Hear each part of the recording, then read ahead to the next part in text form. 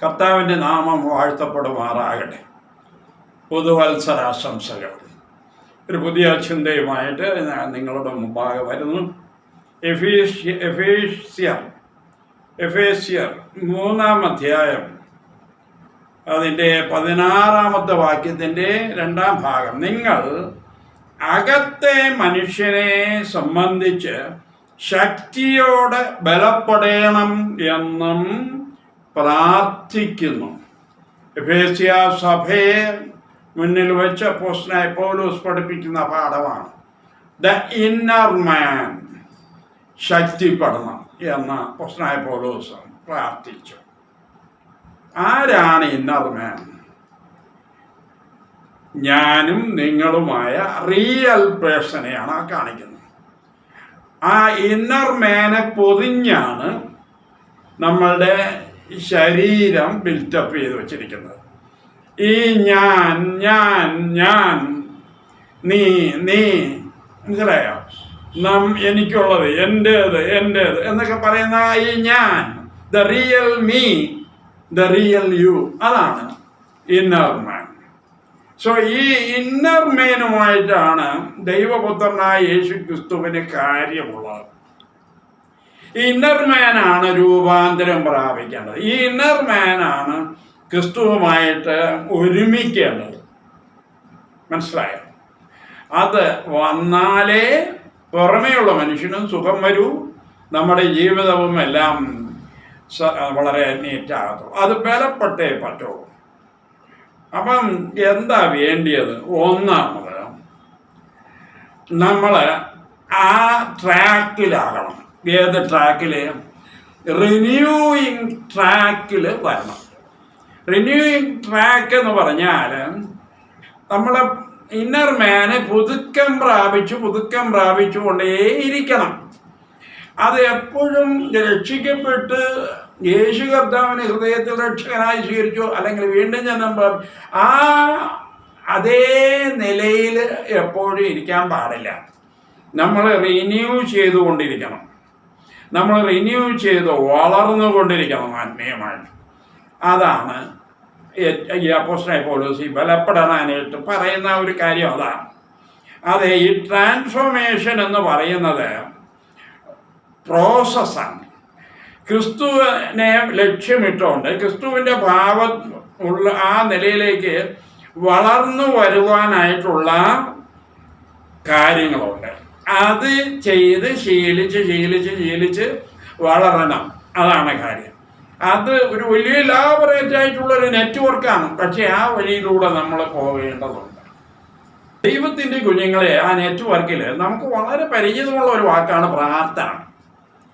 പ്രാർത്ഥന എന്നത് നീട്ടി വലിയ രീതിയിലൊന്നും പ്രാർത്ഥിക്കണമെന്നല്ല.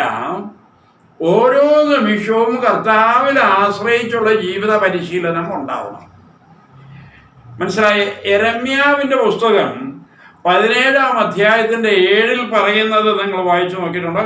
കർത്താവിൽ ആശ്രയിക്കുകയും കർത്താവ് തന്നെ ആശ്രയമായിരിക്കുകയും ചെയ്യുന്ന മനുഷ്യൻ ഭാഗ്യമാണ്.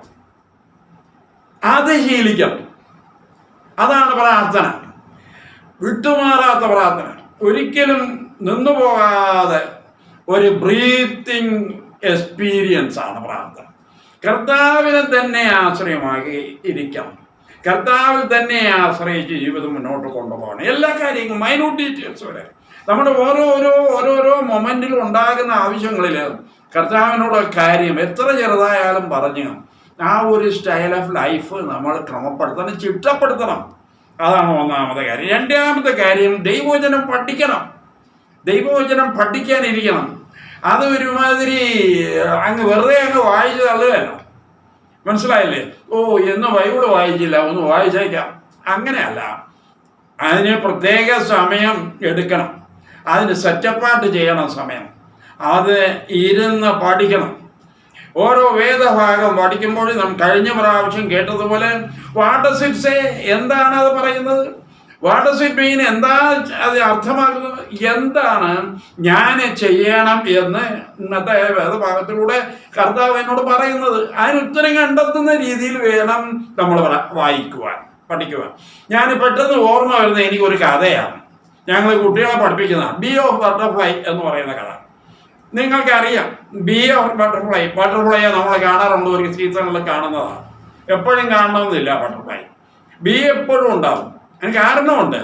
ബട്ടർഫ്ലൈ ആണെങ്കിൽ പൂമ്പൊടി നിന്ന് അതിൻ്റെ തേനുള്ള നെക്ടർ അത് എടുക്കുന്നത് മുകൾ പരപ്പിൽ നിന്നാണ്.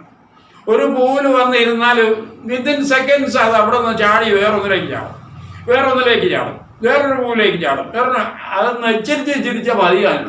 അതിൻ്റെ ആയുസ്സും വളരെ കുറവാണ്. മഞ്ഞുകാലത്തൊന്നും അത് ജീവിക്കത്തില്ല.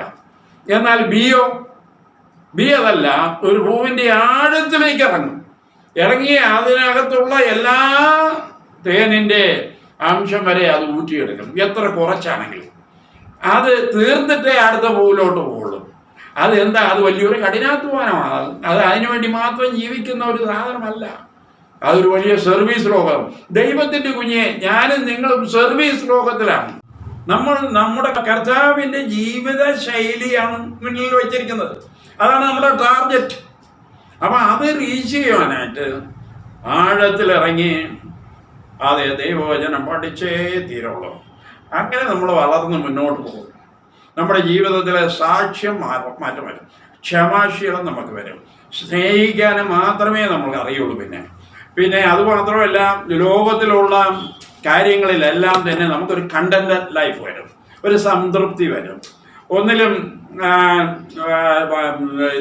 എന്താ പറയുക, ഒത്തിരി സെൽഫിഷ്നെസ് ഉണ്ടായിരുന്നത് ജനറോസിറ്റി വരും.